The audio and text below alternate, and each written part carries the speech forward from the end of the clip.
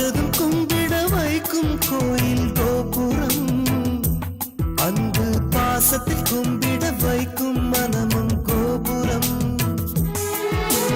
உயர்ந்து நிற்கணும் அன்பால், உலகம் வணங்கணும் பண்பால். கோபுரம் மனமே கோபுரம்,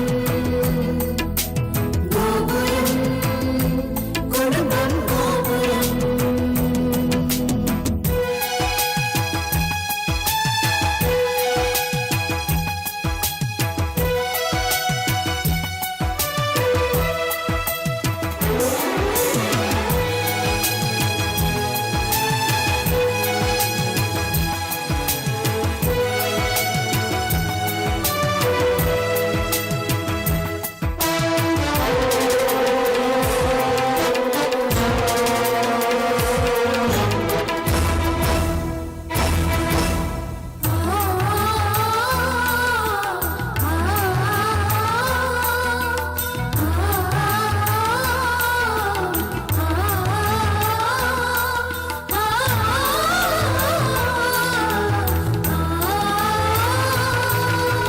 ஒருவரை ஒருவர் உணர்ந்து உள்ளங்கள் அன்பிலே இணைந்து, வேதங்கள் என்பதை மறந்து பொறுமையில் இமயம் அடைந்து, பாசத்தின் பலங்களை அறிந்து பண்பெனும் பாதையில் நடந்து, கண்ணென உறவினில் மகிழ்ந்து தூணென குடும்பத்தை சுமந்து, கோயிலை போலே குடும்பமும் அமைந்தால் சொர்க்கம் நிஜமாகும். கூட்டு குடும்பத்தின் பொறுமை உணர்ந்திடும் போது கோபுரம் போலாகும். கோபுரம் மனமே கோபுரம், கோபுரம் குடும்பம் கோபுரம். பார்த்ததும் கும்பிட வைக்கும் கோயில் கோபுரம், அன்பு பாசத்தில் கும்பிட வைக்கும் மனமும் கோபுரம். பார்த்ததும் கும்பிட வைக்கும் கோயில் கோபுரம், அன்பு பாசத்தில் கும்பிட வைக்கும் மனமும் கோபுரம். உயர்ந்து நிற்கணும் அன்பால், உலகம் வணங்கணும் பண்பால்.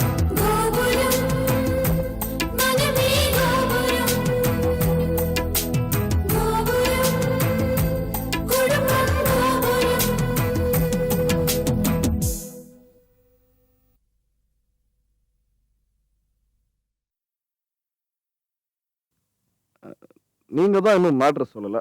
அதுக்கு இன்னும் நேரம் இருக்கு, இப்ப தேவையில்லை. ஏற்கனவே தண்ணி அடிச்சு போதையில இருக்கிற, இப்பயே எழுதுவாங்க, தேவைப்படும் போது எழுதிக்கலாம். ஓகே, பிரம்மாவே நினைச்சா கூட இந்த நேரத்துல யாரோட ஜாதகத்தையும் எழுத முடியாது. அதனால விஸ்வா, இப்ப போய் நல்ல ரெஸ்ட் எடுத்துக்க.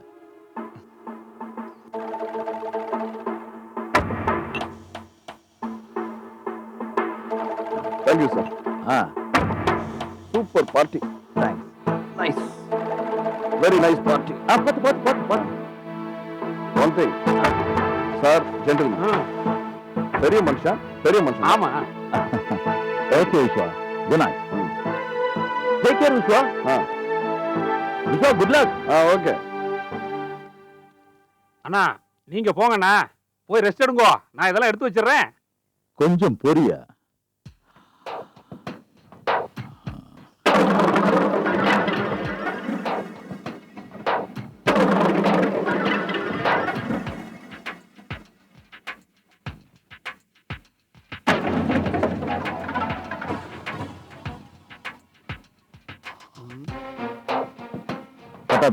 அண்ணா, ஒரு பேப்பர் எடுத்துட்டு வா. சரிண்ணா.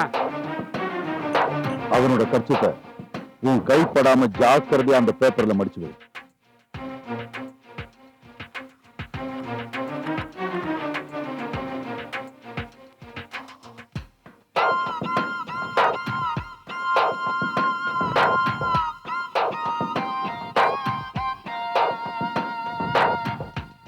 இதையும் உன் கைரேகப்படாம ஜாக்கிரதையா எடுத்து வை. ஜாக்கிரதை. அண்ணா, என்னென்னவோ மாஸ்டர் பிளான் பண்றேன்னா, அட்டகாசமாவும் இருக்கு, திருவிழாவும் இருக்குண்ணா. அண்ணா, பத்திரமா வச்சுட்டு வந்துடுறேன். ம்.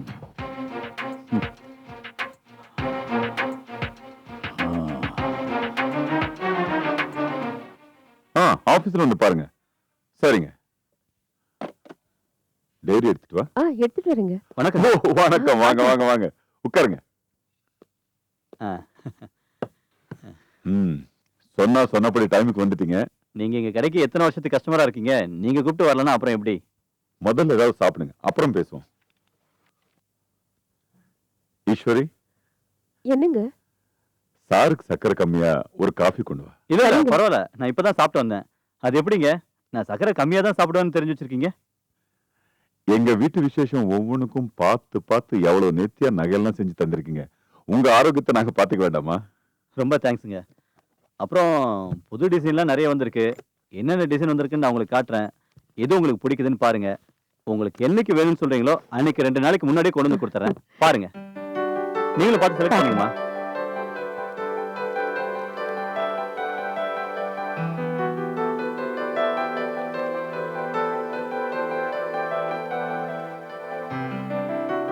தம்பி, தம்பி வரேண்ணே.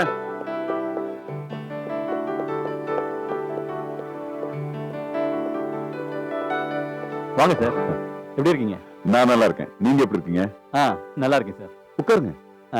அப்புறம் கல்யாண ஏற்பாடுலாம் நல்லா நடந்துட்டு இருக்கா? எல்லாம் நல்லபடியா நடந்துட்டு இருக்கு. அதான் அண்ணன் இருக்கார்ல, எனக்கு என்ன. தம்பி, நான் தான் சார் இன்னைக்கு வர சொன்னேன். வெள்ளிக்கிழமை நல்ல நாள்.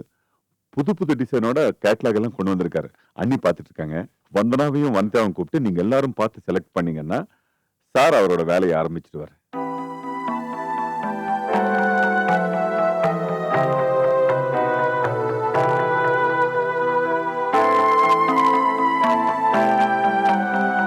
வணக்கம்மா. வணக்கம். அதுக்கு என்ன? சரிண்ணே, ஆர்டர் கொடுத்துட்டோம்.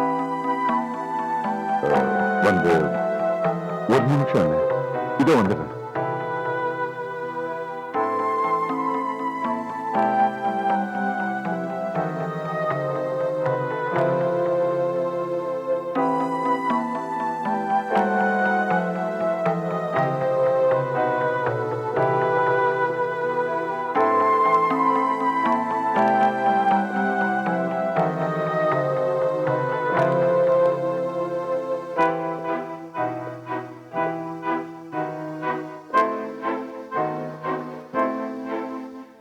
எப்போ உங்க அண்ணன் இப்படிதான்.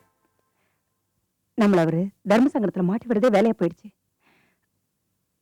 நம்மள ஒரு வார்த்தை கேட்டுட்டு வர சொல்லிருக்கலாம்ல. நாம வேற நகைக்கெல்லாம் ஆர்டர் கொடுத்துட்டோம். இப்போ என்ன பண்றதுன்னு தெரியலையே. என்ன பண்றதுன்னு என்கிட்டே கேளுங்க. போய் உங்க அண்ணன் கிட்ட ஆர்டர் கொடுத்து டிசைன்ஸ் எல்லாம் செலக்ட் பண்ணியாச்சுன்னு சொல்லுங்க. கடைக்காரர் வேற வந்திருக்காரு. அவரை பக்கத்துல வச்சுக்கிட்டு எப்படி சொல்றது? பக்கத்துல வச்சுட்டா சொல்ல சொன்னேன். மெதுவா. பக்கத்துல வச்சுட்டா சொல்ல சொன்னேன். இங்க தனியா கூப்பிட்டு சொல்லுங்க. ஏய் வந்தனா, இங்க வா. என்னம்மா? வா. கீழே பெரியப்பா கிட்ட போய் அப்பா உங்ககிட்ட ஏதோ தனியா பேசணுமா, அவர் உங்களை வர சொன்னார்னு போய் சொல்லு.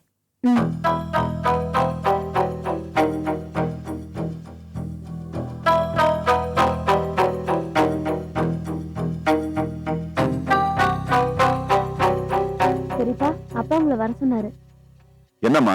ஏன் தெரியல, ஏதோ முக்கியமான விஷயம் பேசணுமா? இந்த கேட்லாக்ல உனக்கு பிடிச்ச டிசைனை செலக்ட் பண்ணு. ஒரு நிமிஷம் வந்து. Okay sir.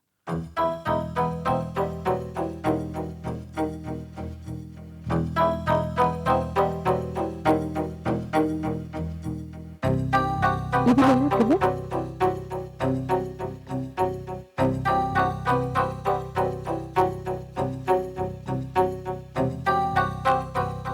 என்னப்பா? ஒண்ணு இல்லைண்ணே, நேத்து நான் ஜேபி சார் வீட்டுக்கு போயிருந்தேன். அவர் ஃப்ரெண்டு ஒருத்தர் நகைக்கடை ஓனர், அவரை ஸ்ட்ராங்கா ரெக்கமெண்ட் பண்ணிருக்காரு. அந்த ஜுவல்லருக்கு சிங்கப்பூர்லயும் பிரான்ச் இருக்கு. இங்க இருக்கிற ஷாப்புக்கு நான் போயிருந்தேன். புது புது டிசைன் எல்லாம் நிறையவே வச்சிருக்காரு. முக்காவாசி நகைங்க ஆர்டர் கொடுக்க வேண்டிய அவசியமே இல்லை, அப்படியே வாங்கிக்கலாம். ஒரு நல்ல டீலும் கொடுக்குறேன்னு சொன்னாரு. நானும் அவங்க கடையிலே ஆர்டர் கொடுக்குறேன்னு வாக்கு கொடுத்துட்டேன்.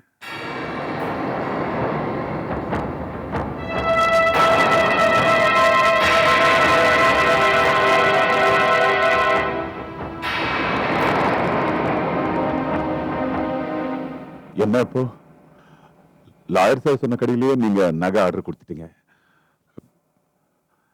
அவ்வளவுதானே? அதனால என்ன? என்ன நீ ஒரு வார்த்தை முன்கூட்டியே சொல்லிருந்தா நான் இவரை வர சொல்லிருக்க மாட்டேன். ஆமாண்ண, நான் சொல்லிருக்கணும் தான்.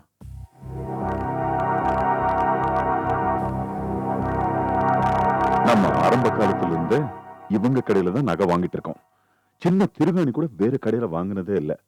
ஏன் நம்ம சகுந்தலா கல்யாணத்துக்கு கூட இவங்க கடையில தான் நகை வாங்கணும். நம்ம குடும்பத்துக்கு ரொம்ப ராசியானவங்க கூட.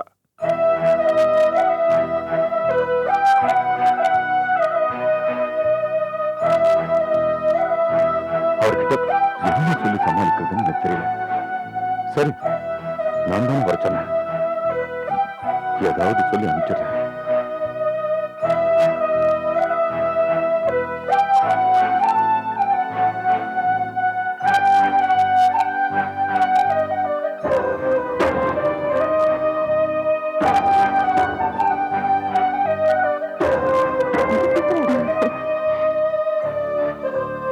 இது நல்லா இருக்குல்ல? ஆமா.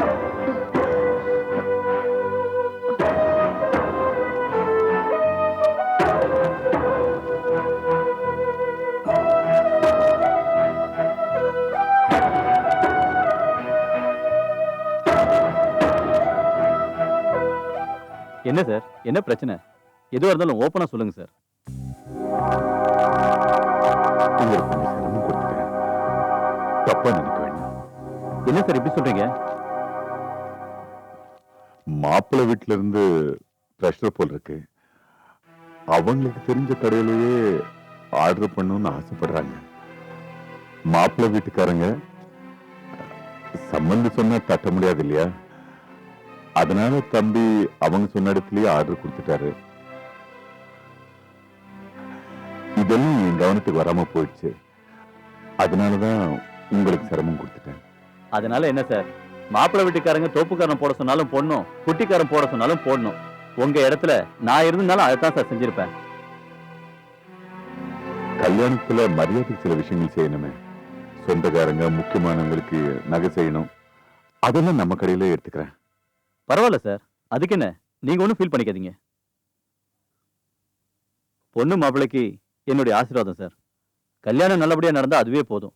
வியாபாரத்துல இதெல்லாம் சகஜம். வரட்டுங்களா? கொடுங்க.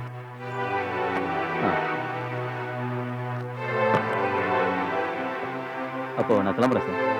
வரேம்மா, வரேன். வாங்க.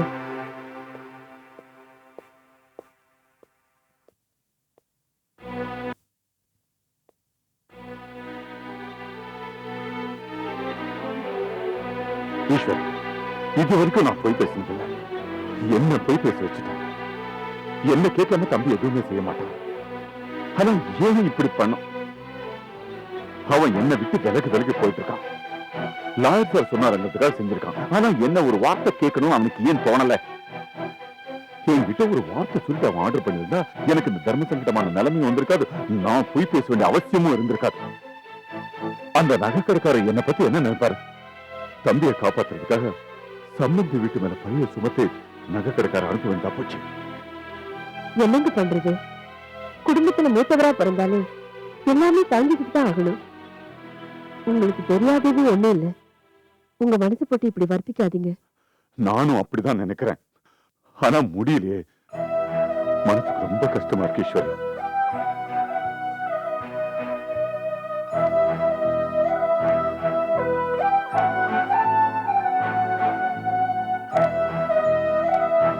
இதுல கஷ்டப்படுறதுக்கு என்ன இருக்கு? ஏன் இப்படி ஃபீல் பண்றீங்கன்னு எனக்கு ஒண்ணும் புரியல. நீ என்ன பேசுற? என்ன இருந்தாலும் நாம அண்ணன் கிட்ட ஒரு வார்த்தை சொல்லிருக்கணும். நம்மாலதானே அவருக்கு இந்த தர்ம சங்கடம். சகுந்தலா கல்யாணத்துல இருந்து நாம அங்கதான் நகை எடுத்தோம்னு அவர் சொன்னது எனக்கு எவ்வளவு கஷ்டமா போச்சு தெரியுமா? சகுந்தலா கல்யாணத்துக்கு அங்கதான் நகை எடுத்தோன்னு நகை கடைக்கு போறதுக்கு முன்னாடி சொல்லியிருந்தீங்கன்னா நான் ஆர்டர் கொடுத்துருக்க மாட்டேன் இல்லையா? ஆமா, நான் தெரியாமதான் கேக்குறேன். அந்த கடை என்ன அவ்வளவு ராசியான கடையா? சகுந்தலா வாழ்க்கையில சந்தோஷம் பொங்கி வழியுத. முரட்டு புருஷனோட நிம்மதி இல்லாம தினம் தினம் செத்துக்கிட்டு இருக்கா. ராசியா ராசி. ஜேபியோட ஃப்ரெண்ட் அந்த நகை கடை ஓனரு எவ்வளவு நல்லா பழகினாரு, பேசினாரு. டிசைன்ஸ் எல்லாம் ரொம்ப புதுசு புதுசா இருந்துச்சு. எனக்கு பிடிச்சிருந்ததுங்க. உங்க அண்ணனுக்கு ஜேபினாலே பிடிக்கல. அப்புறம் எங்க அவர் சிபாரிசு பண்ணின ஃப்ரெண்ட பிடிக்க போகுது? ஜேபி என்னவோ அவர் அவமானப்படுத்திட்டு தான் உங்க அண்ணன் நினைக்கிறாரு. நீங்க எதுக்கு எடுத்தாலும் அண்ணன் அண்ணன் ஃபீல் பண்ணிட்டே இருந்தீங்கன்னா நம்ம வீட்டுல கல்யாண சந்தோஷமே இருக்காது. ஜேபி சொன்னா சரியாதான் இருக்கும். நீங்களும் சரி உங்க அண்ணனும் சரி ஒரு விஷயத்த மறந்துடுறீங்க. இந்த கல்யாணம் உங்க பொண்ணுக்கு நடக்குது. புரிஞ்சுதா?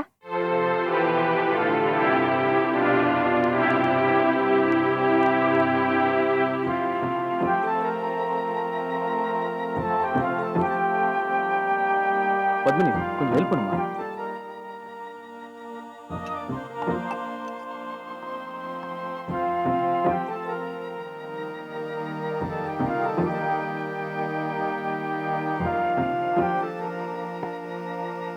அப்பா காஃபி. ஐயா என்ன இன்னுமா குழப்பம் சேரல? முதல்ல காஃபி கொடுங்கய்யா.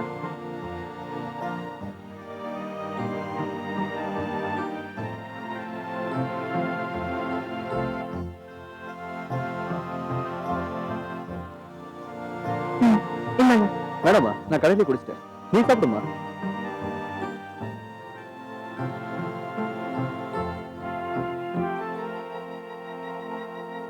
நீ யாரு பெத்த பிள்ளையோ என் பேர்ல எவ்வளவு பாசமா மரியாதையா இருக்கு. ஆனா நான் பெத்த பிள்ளைகிட்ட இதெல்லாம் எதிர்பார்க்க முடியல. ஐயோ அப்படின்னு பேசாதீங்கய்யா. உங்களை கண்ணனுக்கு உங்க பையன் எவ்வளவு பிடிச்சு போட்டாரு தெரியுமா? நீங்க சாப்பிடும்போது கூட உங்களை பார்த்து பேசி போலன்னு வந்தாரு. நான் தான் அப்பா ரொம்ப கோபமா இருக்காரு, அப்புறம் வந்து பார்த்து பேசிக்கலாம்னு சொல்லி சமாளிச்சு அமிச்சிட்டேன். அப்பா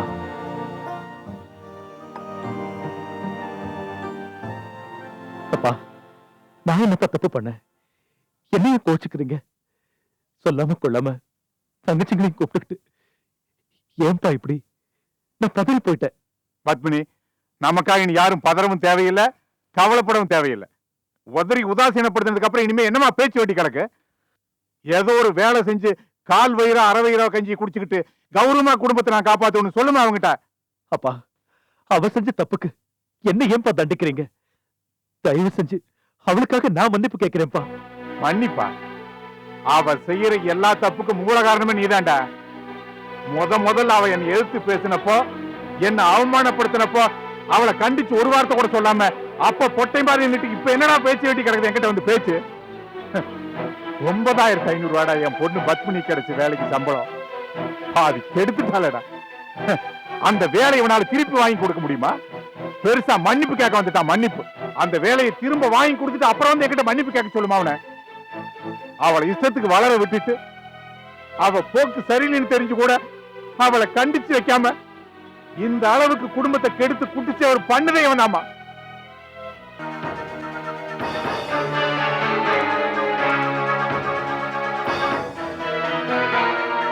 தலை முழுகிட்டாமா. வாடா கண்ணு. தாத்தா, நான் கூட உங்களுக்கு சொந்த இல்லையா?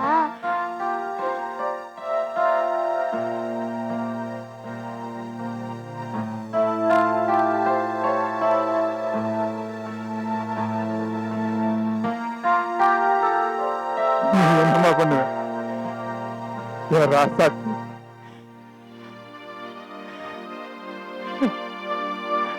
அந்த பூங்காவனமே வீட்டுல வந்து போன்றிருக்கிறதா நான் சந்தோஷப்பட்டு இருக்கிறேம்மா.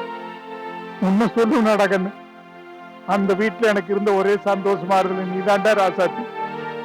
ஏன் செல்லமே, உன்ன மாதிரி நான் ஒரு குழந்தையாவே இருந்திருக்க கூடாதா? வளர்ந்த மனுஷங்க கிட்ட நான் படுற பாடு இருக்குது. சேர்த்துலாமான்னு தோணுதுடா கண்ணு. வேணாம் தாத்தா. ஏன் தாத்தா அழறீங்க? அழாதீங்க தாத்தா.